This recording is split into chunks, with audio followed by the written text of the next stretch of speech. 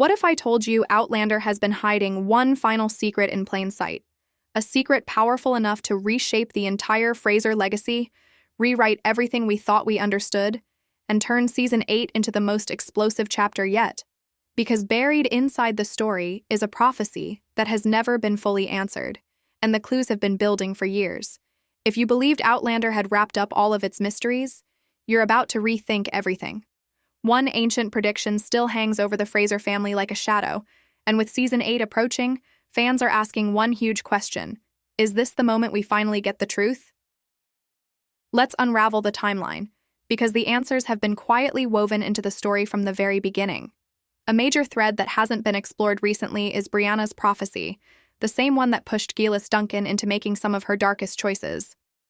It foretold that a Scottish king would only rise after the death of a 200-year-old baby. Since Claire passed through the stones while pregnant, Brianna was technically born to a mother who had traveled 2 centuries.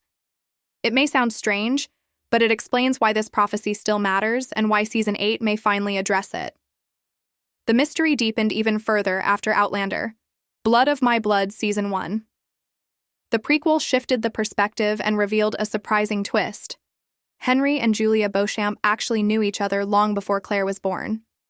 Across 10 episodes, we watched them fight for their relationship, only for everything to end in uncertainty. Ellen and Brian may be hand-fasted, but they still aren't officially married. Julia, although reunited with Henry, remains legally tied to Lord Simon Lovett. Their future is already tangled, and then the flaming crosses appear, signaling the start of the Jacobite uprising. That means danger, separation, and everything we expect from Outlander's chaos. One of the biggest cliffhangers is the fate of Henry, Julia, and baby William at the Standing Stones. With Mr. Bug closing in, Henry pressed Julia's hand to the stone, but we never saw whether William inherited the ability to travel. Outlander's time travel rules are unpredictable, and not every child receives the gift. What we do know is that Claire's past can't change. Her parents never returned. So if William can't travel, the next season of the prequel might follow Henry and Julia desperately trying to reach him again. If they can travel, they may land in a completely different century, possibly somewhere close to Claire's early timeline. Meanwhile, Brian and Ellen face their own threats. Scotland stands on the edge of rebellion, and although history tells us what's coming, the characters themselves have no idea.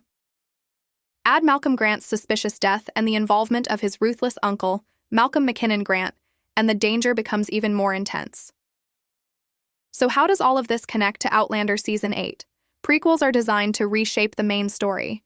If Henry and Julia survived, and if William or another child has a future connection, it could dramatically alter everything we know about the Frasers. Claire's story would feel incomplete without finally revealing the truth about her parents. There's even a musical link tying the timelines together. Julia sings, "I Do Like to Be Beside the Seaside," to baby William.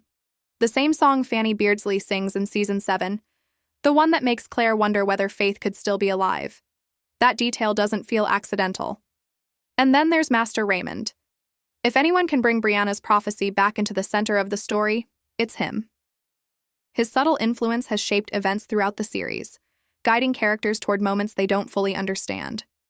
His return could be the key that ties the prophecy, the time travel rules, and the entire Fraser destiny into one final revelation.